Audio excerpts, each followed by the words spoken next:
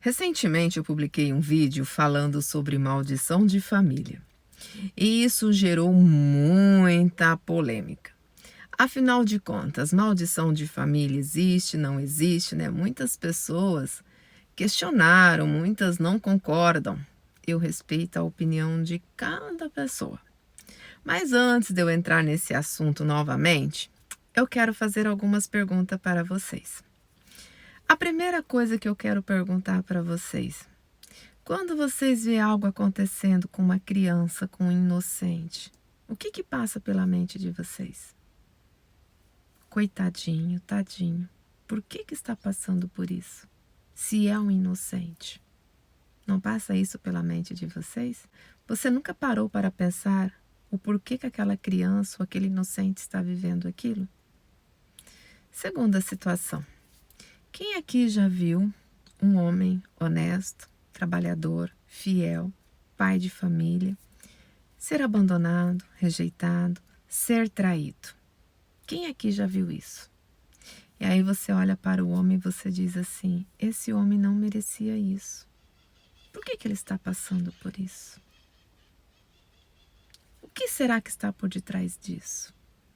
Pegamos mulheres também, mulheres que são honestas, que cuidam da casa, que cuidam da família, aquela mulher virtuosa, aquela mulher temente a Deus, aquela mulher de igreja, aquela mulher fiel e de repente está vivendo uma traição. Todo mundo diz, coitada da mulher, coitada de fulana, né? Ela não merecia isso. Por que ela está passando por isso?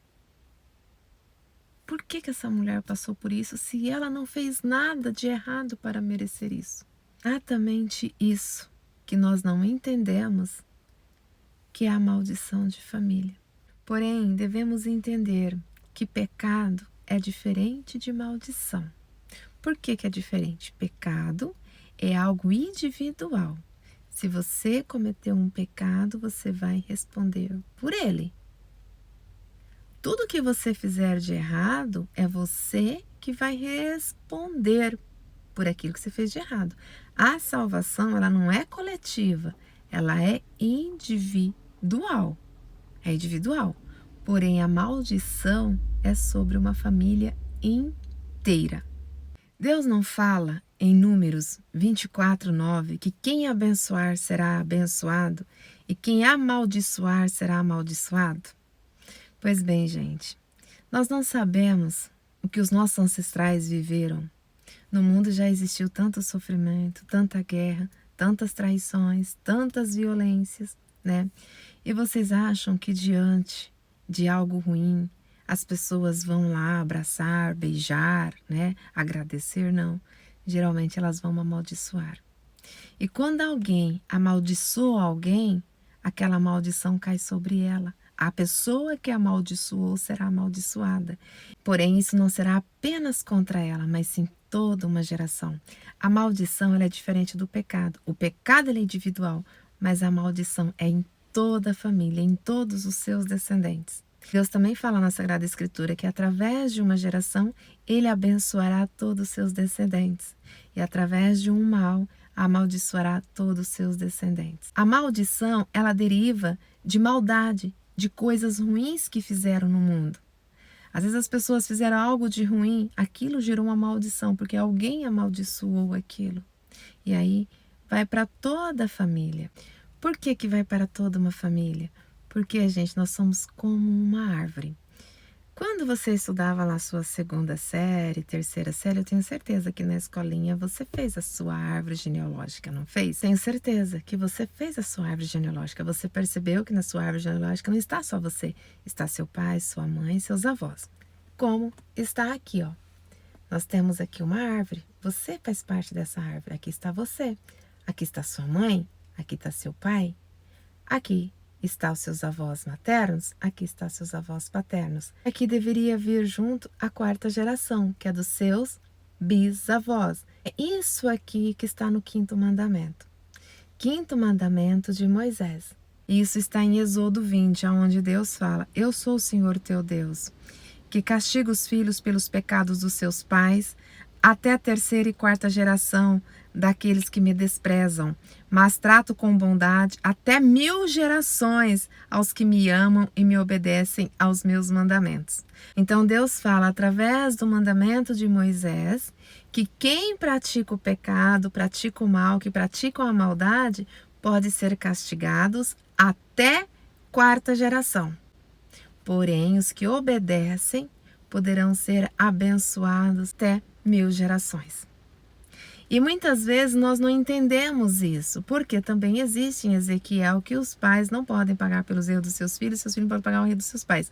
Mas isso tem a ver com o pecado e não com maldições de família. Gente, todos os filhos são herdeiros dos pais, são herdeiros de característica física, são herdeiros também de bens, de patrimônios, né?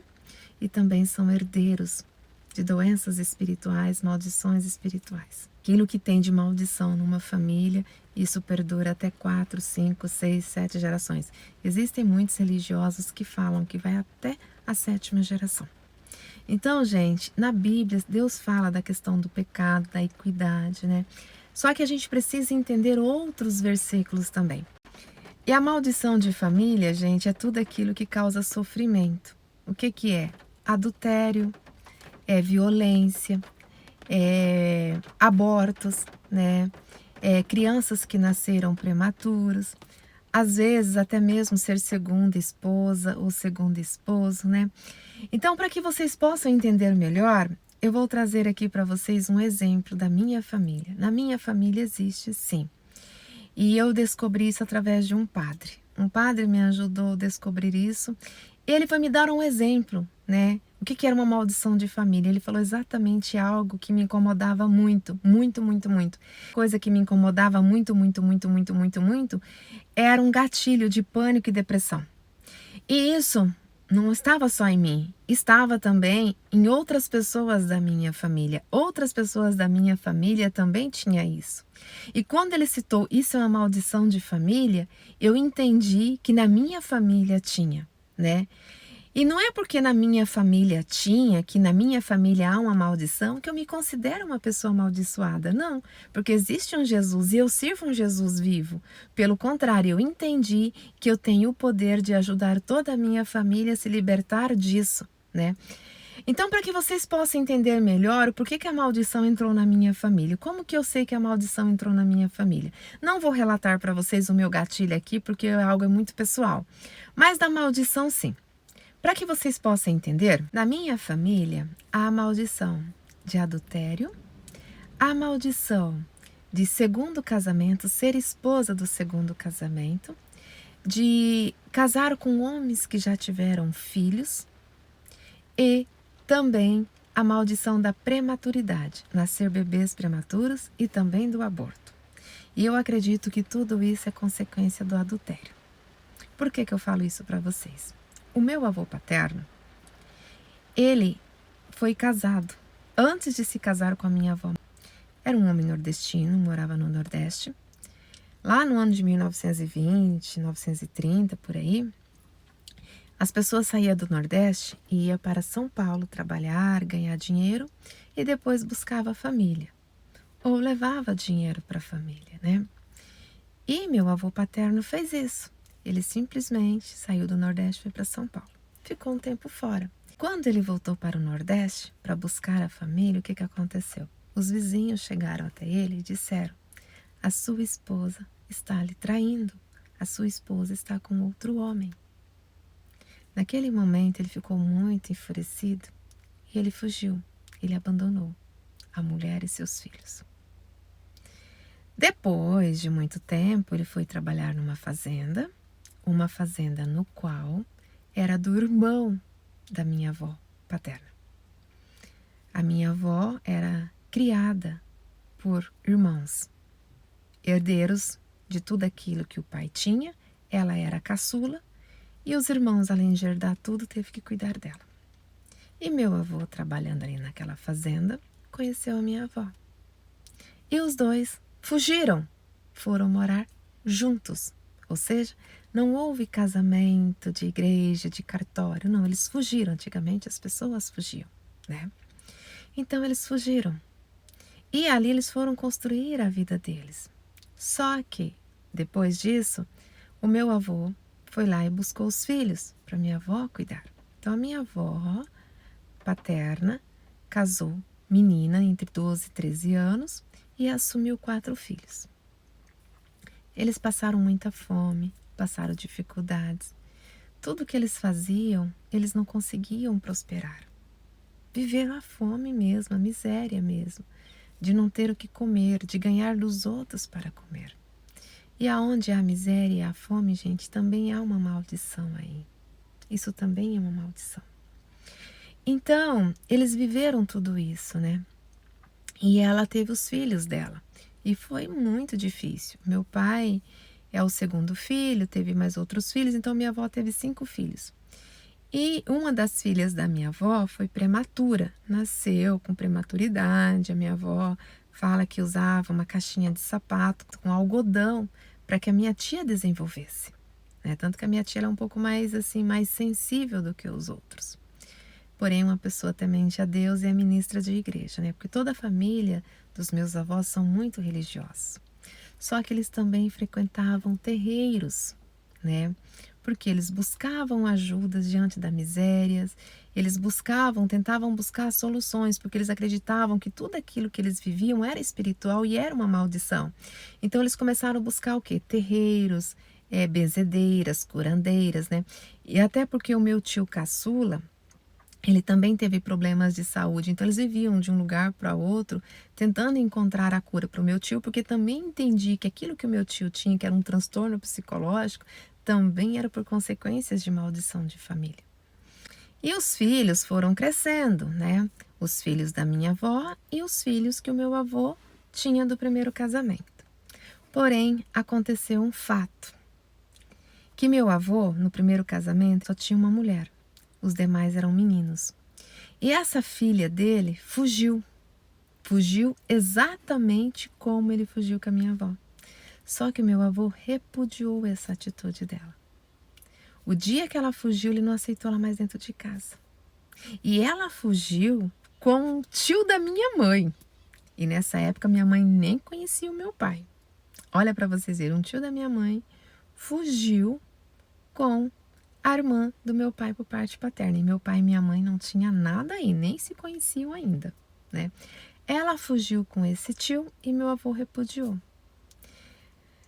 Até onde eu entendo, eles ficaram 40 anos sem se ver e sem se falar. Essa tia minha, por parte de pai, só apareceu quando meu avô já estava acamado, com 80 e poucos anos, né? Ela veio 3 anos antes dele deixar esse plano. Porém, a geração dos filhos da minha avó, nenhum deles fugiram. Todos casaram na igreja, bonitinho, teve festa. Meu pai e minha mãe se casaram, minha mãe casou virgem. Então não teve nenhuma maldição nos filhos aí. Os filhos prosperaram, os filhos cresceram, né? Não viveram as mesmas dificuldades que eles viveram. Tiveram dificuldades, mas Deus abençoou e Deus prosperou. Porém, a terceira geração não passou dificuldade e fome, que é a minha geração. Porém, na minha geração, todos repetiram os ciclos da minha avó. A minha avó não fugiu com meu avô? Fugiu. A primeira filha do meu avô não fugiu? Fugiu. As 4 netas da minha avó, as 4, fugiram também, inclusive eu. Eu tinha sonhos de casar, né? Eu falava que eu não ia fazer isso, até porque meu pai também sempre dizia que se eu fugisse, poderia esquecer ele, que ele ia fazer a mesma coisa que meu avô fez com a filha dele. E meu pai era igual ao meu avô, sistemático, homem de palavra. Homem de palavra. Então, eu cresci sabendo disso, então, na minha mente, eu jamais iria fazer isso, porque eu não queria ser repudiada pelo meu pai. Eu amava muito meu pai, eu não me imaginava vivendo aquela situação. E eu também não queria um homem que já tivesse sido casado e que tivesse tido filhos, porque eu já tinha a história da minha avó. Então eu não queria aquilo para a minha vida. Eu, Fátima, não queria isso. Por que eu não queria isso? Porque o primeiro neto dos meus avós, roubou uma menina. Ele tinha 17, 18 anos, os dois fugiram. Ou seja, o primeiro neto dela não casou bonitinho, foi fugido. A segunda neta, né, que é irmã desse meu primo, esse primeiro neto dos meus avós, também fugiu. Só que ela fugiu com um homem 20 anos mais velho, já era pai, já tinha netos. Ou seja, ela repetiu a história da minha avó. A terceira neta também fugiu, só que o rapaz não tinha sido casado, não tinha filhos, mas fugiu. Pois eu fui enganada, não sabia, fugi diante de uma situação com meu pai e o cara já tinha sido casado e tinha filhos. Eu não sabia da história, vim saber depois que eu estava morando junto. Mas meu pai, graças a Deus, me perdoou e não me repudiou. A nossa prima mais nova, que é a quarta neta das meninas, né? Essa também fugiu com um homem que já tinha sido casado e tinha filhos. Ou seja, minha avó tinha 4 netas, as 4 netas fugiram como ela fugiu. E 3 delas com um homem que já tinha sido casado, que já tinha filhos. Ou seja, todos repetiram a mesma história. Meus avós, com 12 netos, apenas um que casou na igreja bonitinho, que é o meu irmão do meio. E esse não puxou para a família do meu pai, ele é 100% geneticamente a minha mãe. Eu falo que é por isso que ele não passou por isso. Porém, a maioria dos netos tiveram traições. Primos meus viveram traições. O meu irmão, esse que casou, né, bonitinho, no primeiro, segundo namoro dele teve traições, eu tive traições, ou seja, meu avô viveu traições no primeiro casamento, vários netos viveram isso. A prematuridade. A minha avó teve uma filha prematura. O neto da minha avó também teve filho prematuro. Porém, nasceu de 7 meses e não conseguiu. Eles perderam o primeiro filho. A irmã dele viveu a mesma situação. Primeiro filho, um bebê lindo, maravilhoso, com 7 meses, nasceu de 7 meses, diante de um susto que ela teve, também não conseguiu.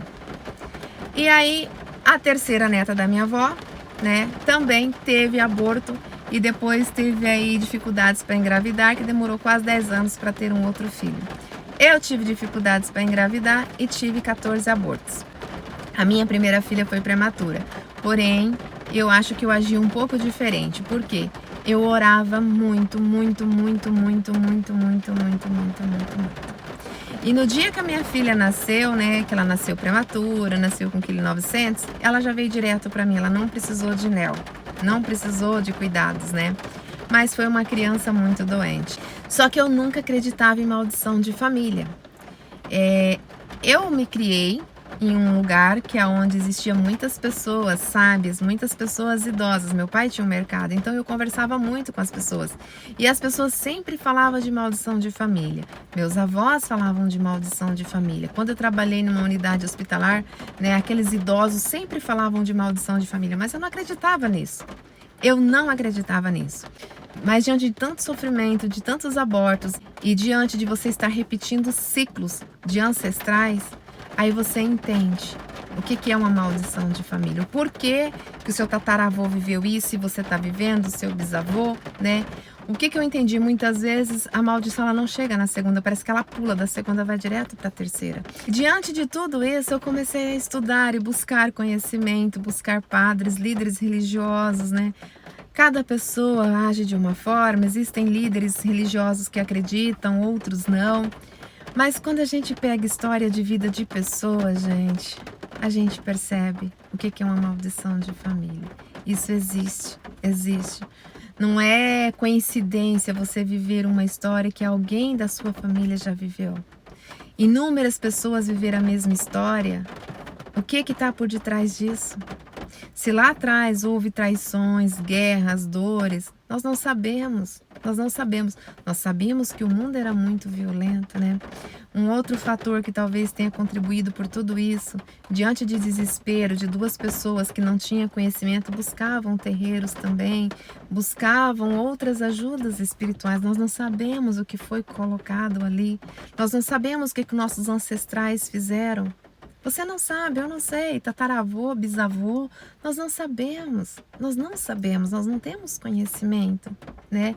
Mas, porém, muitas vezes a gente está vivendo situações que a gente não entende. A única coisa que a gente faz é reclamar porque a gente acha que nós não merecemos aquilo. Achamos que a vida está sendo injusta, mas ninguém para investigar, para descobrir o que está por detrás daquilo. Como eu sou uma mulher de muita oração, eu acredito que o Espírito Santo foi me trazendo revelações diante de tantas orações que eu faço, né?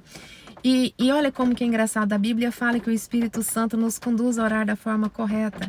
E eu sempre orei pedindo perdão para Deus dos meus pecados e dos pecados do mundo inteiro. Então, quando eu vou fazer uma oração para Deus, eu sempre peço: Senhor, perdoe os meus pecados e os pecados do mundo inteiro, né? A oração da misericórdia pede para Jesus ter misericórdia de nós e do mundo inteiro.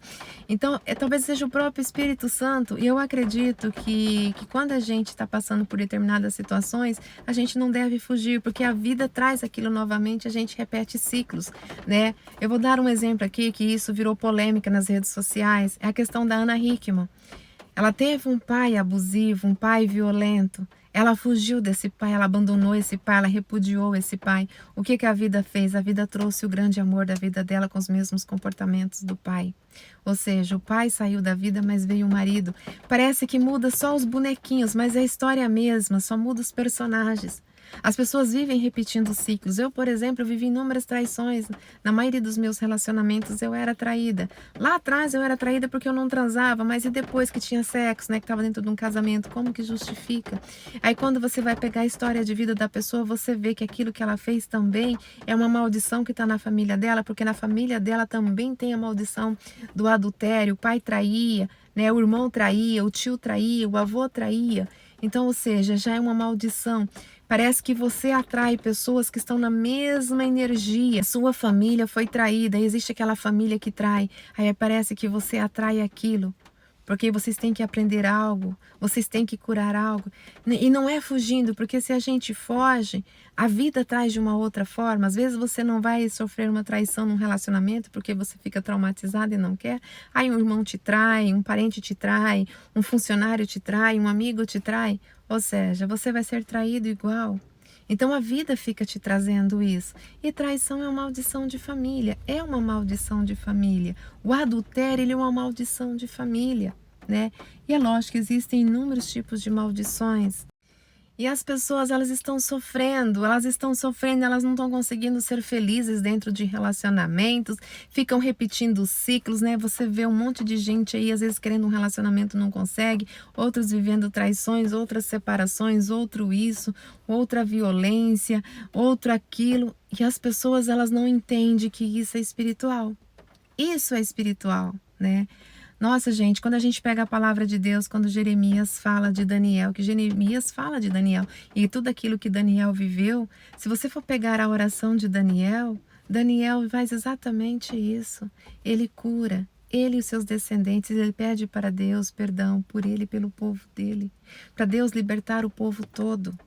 Então a gente percebe que Daniel lá atrás teve essa visão que aquilo era uma maldição, onde ele jejuou por 21 dias, foi aonde ele fez orações para Deus. Se você pegar Daniel 3, que é um louvor de Deus, Daniel 9, que é a oração de Deus, né? Você percebe que ele ali estava tentando libertar ele e o povo dele.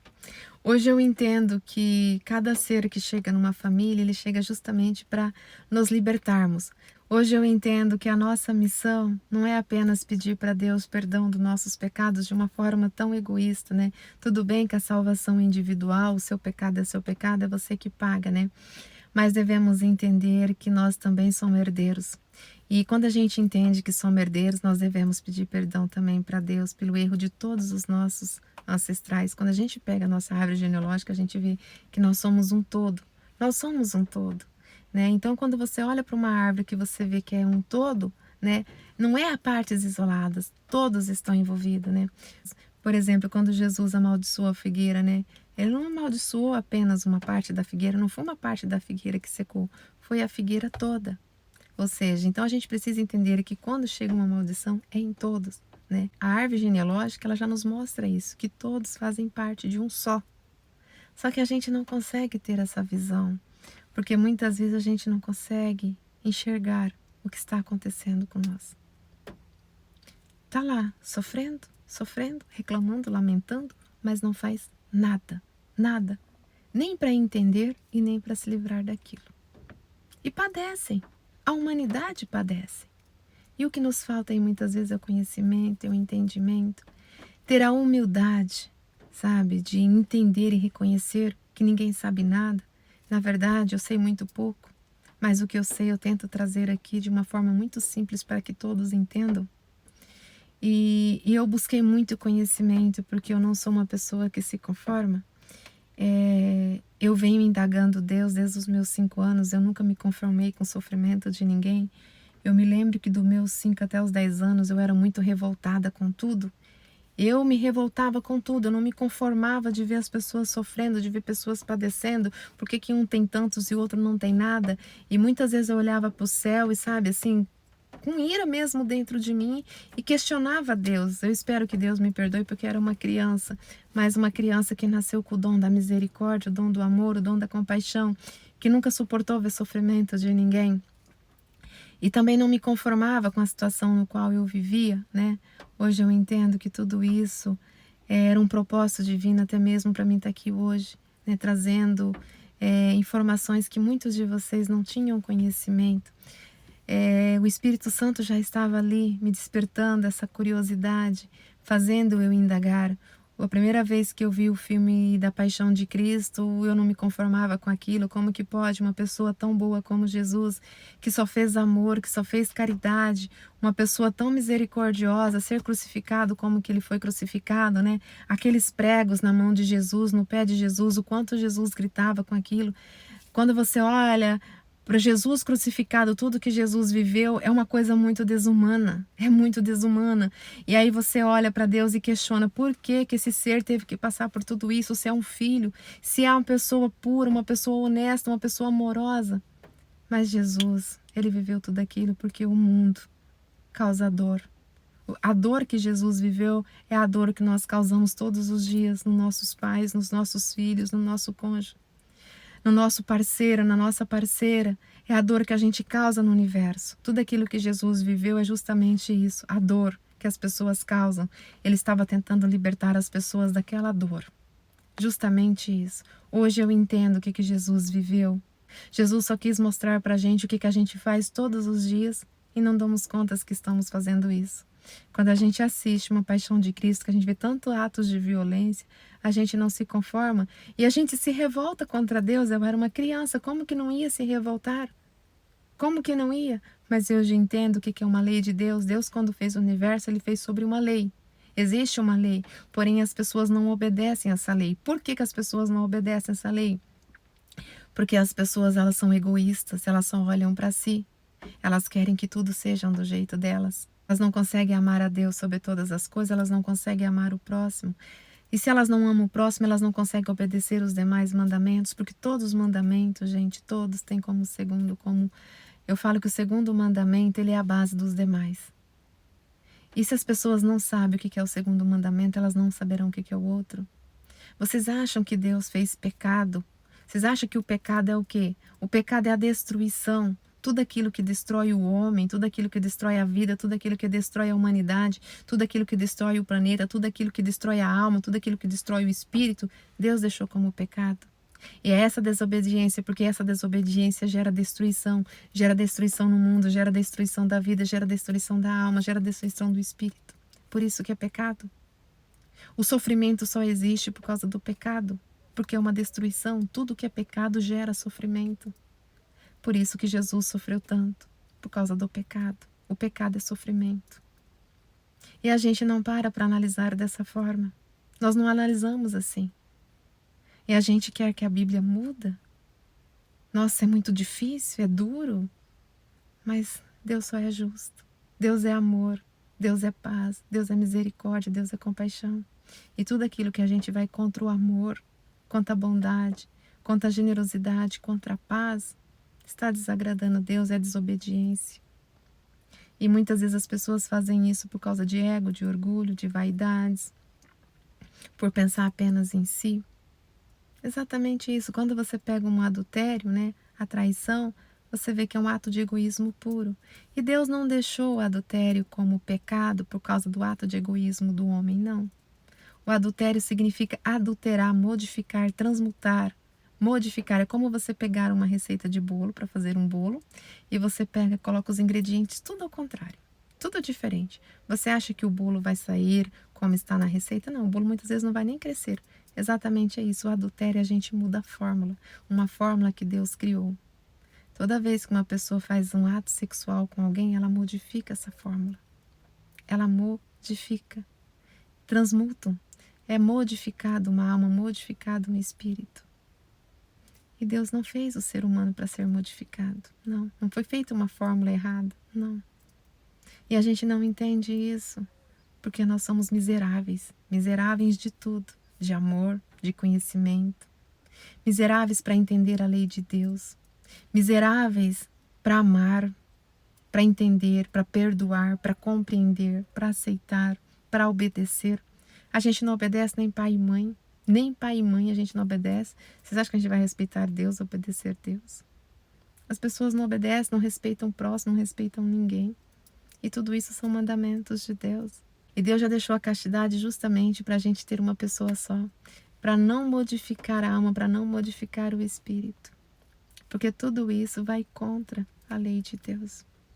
E as pessoas não obedecem à lei de Deus, não respeitam pai e mãe. Vocês acham que vão obedecer Deus? Não. Infelizmente é assim. E aí tem consequências. E essas consequências podem ir de geração em geração. E as pessoas não entendem